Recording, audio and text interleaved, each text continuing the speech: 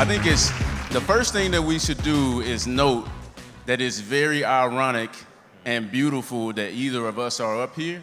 Right. And it dovetails in the conversation too, because I don't think either of us realized we was gonna be in cannabis in this way way back when. And we both from the dirty, right? So you got Jackson, Mississippi right here. And I got Birmingham, Alabama. Came here by way of Chicago. Been there like 20 years. But originally Southern boys. So, you know, when you think about it and we think about where we're from, the war on drugs in the South is like a whole nother thing. It's like, wild. You know, not only do like, if you're involved with cannabis, your family members think you're like a bad person sometimes. That's right, that's the right. Cops are looking for you. You know, it's like the whole Jeff Sessions thing where it's like, good people don't smoke weed. That's literally right. What people believe. Yeah, there's not been a time in Mississippi that I was pulled over where the police officer wasn't like, I smell cannabis, and then he proceeded to tear my car up on the side of the road. So it's a very real thing, but like, to be here now and to know that Alabama has made the move that it's made on medicinal, and to know what Mississippi has done, what it's doing in medicinal, and to be a part of it is really, really ironic and beautiful. So like, you know, to talk about opportunities, plant touching, ancillary, is something that I'm really glad to do, because I don't think either one of us thought that we were going to be here doing this. So to hear our stories and how we got into cannabis and what we're doing now is a pretty good, like,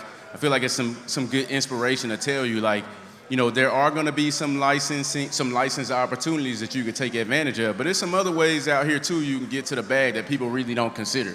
Yeah, 100%. So I'm going to start off and talk about some of the license opportunities. I'm a license holder myself.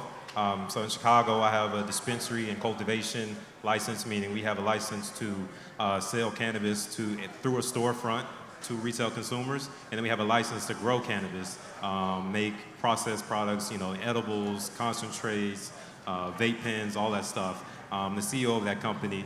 And so the license opportunities in New York are like none other. And so when Illinois legalized cannabis, it was like we were the most progressive that anybody had done. You know, that's how we thought about it, that's how we think about it in the country.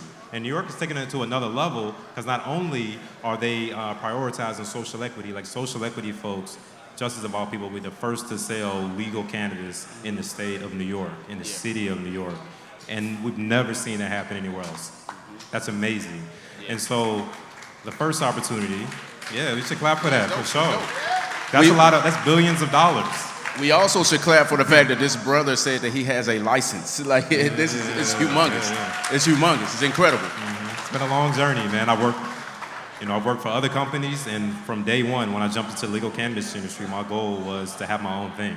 And so to be able to do that and like walk other people through it now, my day job is with Lantern running social equity cannabis business incubators. And so I work with folks like y'all to take you from where you are now to becoming a dispensary owner, becoming a cultivation facility owner, to having your own cannabis brand. Yeah. And so it's a privilege to be able to do that work.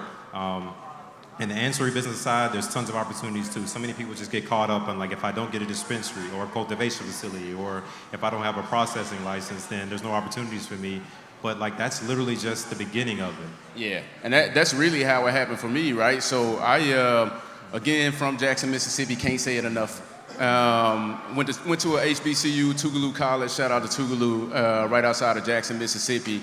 And Tougaloo, she knows, come on. So when I left school, I didn't know what I wanted to do, and I was lucky enough to get an internship with the Congressional Black Caucus Foundation in DC. And it taught me all about government, which was something that seemed very inaccessible to me, because I just didn't know anything about the federal government, what the federal government did.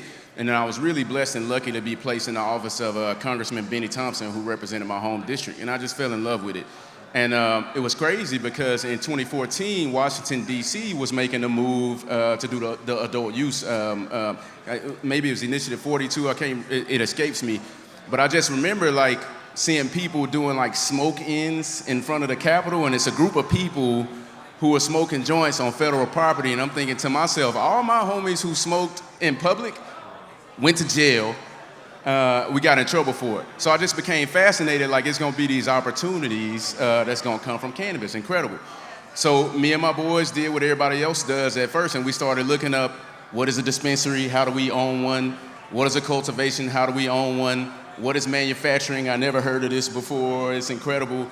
And it wasn't until, like, so I spent all my time working in Congress, writing laws, doing oversight and whatnot.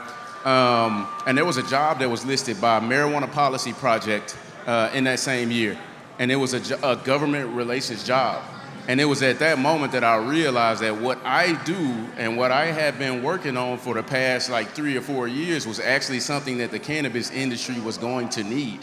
So when I talk to people about how they want to get into the industry and what they want to do, I always encourage them, like, what you're good at now, what you're interested in now, if you're in school, what you're going to school for now, like, the chairwoman couldn't have said it better. Like, it's something for you to do, and a lot of times these things are baked into the law, right? Yeah, no, 100%. And so when I think about my journey to the legal cannabis industry and becoming a business owner, yeah, it was from like starting where I was at the time. And so been around the plant my whole life, always loved it, but like never saw myself being in like involved with the plant in a legal capacity. I moved on to like, went to law school. I was working in like finance, doing business deals and stuff like that. And that ultimately led me back into the cannabis industry where I got an opportunity to work for what now became one of the largest, most profitable cannabis companies in the country, doing deal work. And so I jumped in and I learned everything. I learned how all the deals work. I wanted to learn how all the operations work. I wanted to learn stuff that I didn't know, and I leveraged that and that knowledge to then leave there and go get my own thing. Yeah, and what you're saying is really important, especially from the perspective of a license holder now, and I'm not trying to put you on the spot, but one of the things I learned when Candy and I for Weed Maps would be traveling around, we went to Oakland and had a bunch of meetings just talking to the community, trying to figure out how we could, be a better service. And one thing that always stuck with me was someone told me, I actually think it was Lanice Martin, she was like, we put so much emphasis on the license itself, but the license is not the gold star. It's just a blip on your checklist, right? Yes. So can you talk about like, what you get the license, what comes next? Like it's not the end all be all. Yeah, no. So the license, like getting the license seems like the hardest part. And everybody, I felt like that. I was like, man, this is so much work, working on the applications, putting all this stuff together. That's literally just the beginning. All the hard work comes the day you get the license. And so the day we won, I was like, oh my God, we won. And then immediately it was just like this overwhelming feeling of like, damn, now we got to do this, we got to do that, and we got to do that. And now everybody's watching. So it's like, that's why it's so important that you get adequate training. And like I had a lot of that training for being in the industry, but that's a big reason why I do the work now that I do with the New York Cannabis Project, where we run incubators and we train people to be ready to operate on day one.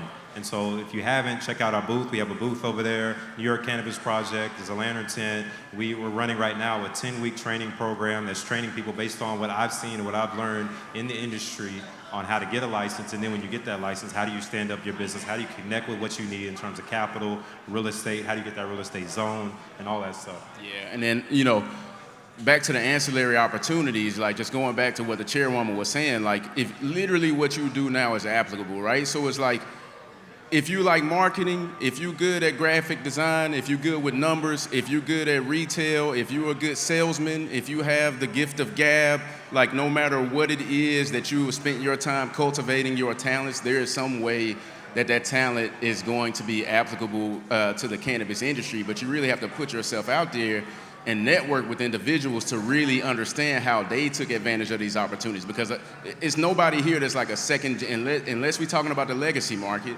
there's nobody here that's like a second generation like cannabis career person. Like we all really pioneers in this. So as I look around and just think about the people who are here and the businesses who are here, raise your hand if you work in the cannabis industry now. A lot of people work in the cannabis industry. Raise your hand if you're applying for a license out here, you're trying to get a license. Any license, don't matter what the license is, right? So this is kind of like a microcosm for how it goes, right? It's gonna be this many licenses, and it's gonna be this many opportunities for you to work and take advantage and provide services for all of those licenses at the same time, right? So as I look around to the people who raise their hand, I see Candy, I see a lot of people from the Weed Maps team, Sarah, Lizzie, I see Chima over here chilling in the back. Like all these people have interesting stories, and I think if you asked them if they thought they were gonna be in cannabis 5-10 years ago, everybody would say no. But everybody has these really interesting and helpful nuggets. You should talk to them and figure out how they did what they did and who they know, so you can take advantage either to start your own thing, run your own business, or come into somebody else's company and provide benefit, because all of our lived experiences are valuable. 100%. And something I want to leave y'all with right now is like, you know, a lot of people are like, oh, okay, I don't qualify for the card licenses, you know, let me just forget about it. Like, that's literally just the beginning. It's an amazing opportunity. If you apply, you should definitely pursue that.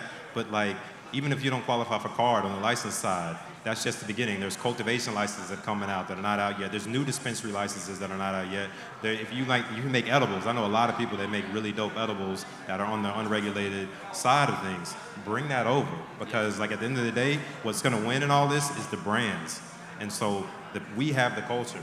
It's us, it's our people, folks like this that are out here that have the culture, and they're going to bring that and make that profitable in the cannabis industry. Yeah, for sure. And then, like, I know that there are a lot of HR representatives here and recruiters here from a lot of these different companies. The one I know the most intimately, because she works for Weed Maps, I see her back there scowling at me now.